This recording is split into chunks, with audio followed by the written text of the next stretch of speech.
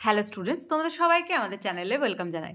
দেখো, আজ আমরা ক্লাস 8-এর জিওগ্রাফির তোমাদের প্রশ্নবিচিত্রাতে 7 number of school Raniganj high school, এই স্কুলের আজকে আমরা সমস্ত কোশ্চেনের আনসারগুলি সলভ করে নেব। প্রিভিয়াস ক্লাসে আমরা 6 নাম্বার অফ স্কুল অর্থাৎ মারিসদা বিকেজে বাণীপীঠ এইচএস এই স্কুলের সমস্ত কোশ্চেনের আনসারগুলি সলভ করে নিয়েছিলাম। প্রিভিয়াস ক্লাসটি যারা দেখোনি তারা অবশ্যই প্লেলিস্ট চেক করে ক্লাসটি দেখে নাও। ক্লাসটি শুরু করার আগে অবশ্যই বলবো, যারা এখনো পর্যন্ত চ্যানেলটি সাবস্ক্রাইব করোনি তারা অবশ্যই চ্যানেলটি সাবস্ক্রাইব করে নাও এবং পাশে থাকা বেল আইকন প্রেস করে রাখো, যাতে করে আগামী দিনের সমস্ত ভিডিও সবার আগে তোমাদের কাছে পৌঁছে যায়। তাহলে চলো দেরি না করে আজকে ক্লাসটি শুরু করি। আজকে ক্লাসের ফার্স্ট কোশ্চেন দেখো, পৃথিবীর ব্যাসার্ধ হলো, তোমরা সবাই জানো এটা 6370 কিলোমিটার, আর এটাও কিন্তু ভীষণ ইম্পর্টেন্ট একটা কোশ্চেন। পৃথিবীর পৃষ্ঠের গড় তাপমাত্রা, এটাও ইম্পর্টেন্ট কোশ্চেন, 15 ডিগ্রি সেন্টিগ্রেড। তারপর থার্ড, পৃথিবীর আনুমানিক বয়স হলো 460 কোটি বছর। আগে সেটে আমরা এটা পেয়েছিলাম। দুয়ের ফার্স্ট কোশ্চেন, কোন দেশকে বজ্রপাতের দেশ বলা হয়? আনসার হবে ভুটানকে বজ্রপাতের দেশ বলা হয়। কারণ কি, বজ্রপাত সহ প্রবল বৃষ্টি হয় বলে ভুটানকে বজ্রপাতের দেশ বলা হয়। ওকে, আনসার লিখবে ভুটান। নেক্সট ওয়ান, সার্কের সদর দপ্তর কোথায় অবস্থিত? কাঠমান্ডুতে অবস্থিত। তোমরা লিখে নাও, কাঠমান্ডুতে অবস্থিত, নেপালের কাঠমান্ডুতে।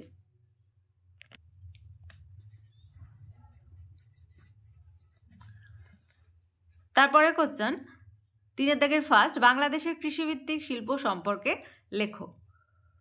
আনসার লিখবে বাংলাদেশ একটি কৃষি প্রধান শিল্প। বাংলাদেশে বহু কৃষিজ ও বনজ শিল্প গড়ে উঠেছে। পাট বাংলাদেশের প্রধান শিল্প। তোমাদের কোশ্চেনে দিয়ে থাকে যে বাংলাদেশের প্রধান শিল্প কি, আনসার হবে পাট। প্রায় 80টির কাছাকাছি পাটকল ঢাকা, নারায়ণগঞ্জ, খুলনা, চট্টগ্রাম সহ বিভিন্ন শহরে গড়ে উঠেছে। চা শিল্পে বাংলাদেশ অগ্রণী ভূমিকা নেয়। এছাড়া কাগজ, চিনি, রাসায়নিক সার, সিমেন্ট, জাহাজ মেরামতি প্রভৃতি শিল্প গড়ে উঠেছে। বাংলাদেশ কুটির শিল্প বেশ উন্নত। টাঙ্গাইলের তাঁতের কাপড়, ঢাকার মসলিন জগৎ বিখ্যাত। খনিজ সম্পদ ও শক্তি সম্পদের অভাবের কারণে বাংলাদেশে খনিজ ভিত্তিক শিল্প গড়ে ওঠেনি। তারপরের কোশ্চেন, ক্যারেজ প্রথা কি? খুব ইম্পর্টেন্ট কোশ্চেন, আনসার আমি স্ক্রিনে মেনশন করে দেবো, সেখান থেকেও তোমরা লিখে নিতে পারো।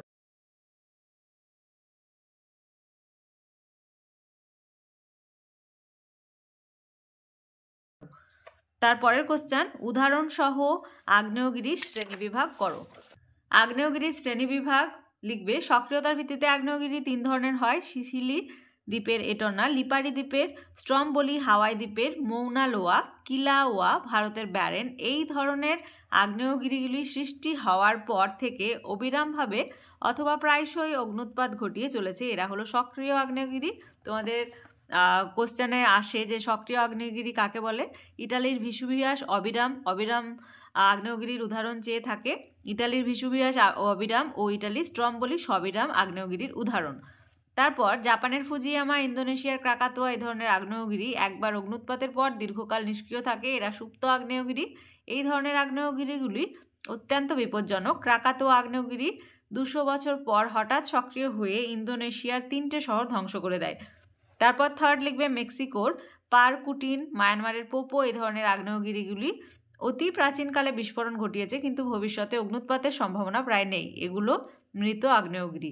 ভারতের ব্যারেন আগ্নেয়গিরিতে 1852 খ্রিস্টাব্দের পর 1991 খ্রিস্টাব্দে আবার অগ্নুৎপাত ঘটতে দেখা যায়।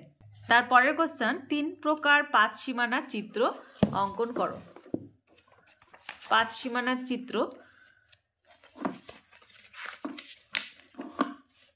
তোমাদের টেক্সটে দেখো, প্রতিটা পাতের ডায়াগ্রাম খুব সুন্দরভাবে এখানে দেওয়া আছে, দেখে নাও।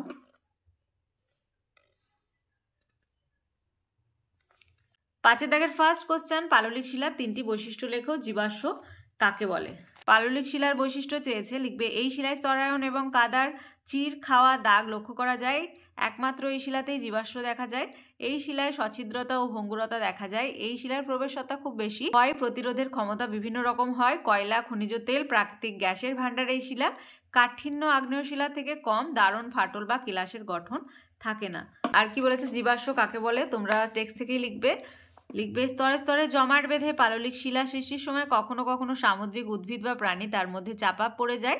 পরে পাললিক শিলার মধ্যে ওই উদ্ভিদ বা প্রাণীর দেহ প্রস্তরীভূত হলে তাদের দেহাবশেষে ছাপ থেকে যায়, একে বলে জীবাশ্ম। অশ্ব কথার অর্থ হলো পাথর। জীবাশ্ম চেয়েছে, এখান থেকে এতটা লিখবে। আজকে ক্লাসের লাস্ট কোশ্চেন, শিলাচক্র কাকে বলে? যে কোনো 3টি পাললিক শিলার নাম ও তাদের রূপান্তরিত শিলার নাম লেখো। আনসার লিখবে অগ্নুদ্গমের মাধ্যমে বা ভূপৃষ্ঠের কোনো দুর্বল ছিদ্রপথে ম্যাগমা ভূপৃষ্ঠে লাভারূপে বেরিয়ে এসে অথবা ভূ অভ্যন্তরে শীতল ও কঠিন হয়ে আগ্নেয়শিলা সৃষ্টি করে। পরে এই শিলা নদী, বায়ু, হিমবাহ প্রভৃতি প্রাকৃতিক শক্তির প্রভাবে ক্ষয়প্রাপ্ত ও অপসারিত হয়ে কোনো সমুদ্র, হ্রদ বা নদীর তলদেশে বহু বছর ধরে সঞ্চিত ও কঠিন হয়ে পাললিক শিলা সৃষ্টি করে। আগ্নেয় ও পাললিক এই দু ধরনের শিলা ভীষণ তাপ, চাপ অথবা রাসায়নিক প্রক্রিয়ার মাধ্যমে দীর্ঘ সময় ধরে পরিবর্তিত হয়ে রূপান্তরিত শিলায় পরিণত হয়। আবার বহু বছর পর এই 3 ধরনের শিলা ভূ আলোড়নের ফলে ভূগর্ভে প্রবেশ করলে ম্যাগমায় পরিণত হয়। এই ম্যাগমা থেকে আগ্নেয় শিলার সৃষ্টি হয়। আবার কখনো রূপান্তরিত শিলা বিভিন্ন প্রাকৃতিক শক্তি দ্বারা ক্ষয়প্রাপ্ত, অপসারিত হয়ে নদী, সমুদ্র বা হ্রদের তলদেশে সঞ্চিত হয়ে ও জমাট বেঁধে পাললিক শিলা তৈরি করে। প্রকৃতিতে শিলার উৎপত্তি ও এক শিলা থেকে অন্য শিলায় রূপান্তর একটি নির্দিষ্ট নিয়মে চক্রাকারে আবর্তিত হয়ে চলেছে। এইভাবে ক্রমান্বয়ে 3 প্রকার শিলা বিভিন্ন পদ্ধতিতে চক্রাকারে আবর্তনের সম্পূর্ণ প্রক্রিয়াটি হলো শিলাচক্র, বা বলতে পারো যে সম্পূর্ণ প্রক্রিয়াটিকে শিলাচক্র বলে। তারপরের পাঠটিতে রয়েছে যে কোনো 3টি পাললিক শিলার নাম ও তাদের রূপান্তরিত শিলার নাম লেখো। তাহলে আজকে দেখো 7th number of school Raniganj high school, এই স্কুলের আজকে আমরা সমস্ত কোশ্চেনের আনসারগুলি সলভ করে নিলাম। আজকে ক্লাসটি যদি ভালো লেগে থাকে তাহলে অবশ্যই একটা লাইক দেবে। তোমরা খুব ভালোভাবেই জানো তোমাদের একটা লাইক দেখলে আমরা খুব খুব খুব খুশি হই, তাই লাইক না দিয়ে তোমরা কিন্তু কোথাও যাবে না। আর ভিডিওটি কি করবে, বন্ধুদের সঙ্গে অনেক অনেক অনেক বেশি করে শেয়ার করবে। তোমাদের প্রতিটি বিষয়ের ক্লাস শুরু হয়ে গেছে, তাই যারা এখনো পর্যন্ত ক্লাসগুলি দেখোনি তারা অবশ্যই প্লেলিস্টে গিয়ে ক্লাসগুলি দেখে নাও, অথবা এই ভিডিওর ডেসক্রিপশন বক্সে লিঙ্ক দেওয়া থাকবে, সেখান থেকেই তোমরা ক্লাসগুলি দেখে নিতে পারো। আর আজকে ক্লাস যারা প্রথমবার এসেছো তারা অবশ্যই চ্যানেলটি সাবস্ক্রাইব করে নিও এবং পাশে থাকা বেল আইকন প্রেস করে রাখবে, যাতে করে আগামী দিনের সমস্ত ভিডিও সবার আগে তোমাদের কাছে পৌঁছে যায়। আর আমাদের ক্লাসগুলি তোমাদের কেমন লাগছে তোমরা অবশ্যই কমেন্টের মাধ্যমে জানাতে কিন্তু ভুলবে না। তোমাদের সুবিধার্থেই একটি টেলিগ্রাম গ্রুপ ওপেন করা হয়েছে, যদি সেই গ্রুপে কেউ জয়েন হতে চাও এই ভিডিওর ডেসক্রিপশন বক্সে লিঙ্ক দেওয়া থাকবে, সেখান থেকে তোমরা জয়েন হতে পারো। তাহলে আজ এই পর্যন্তই, তোমরা সবাই ভালো থেকো। Thank you.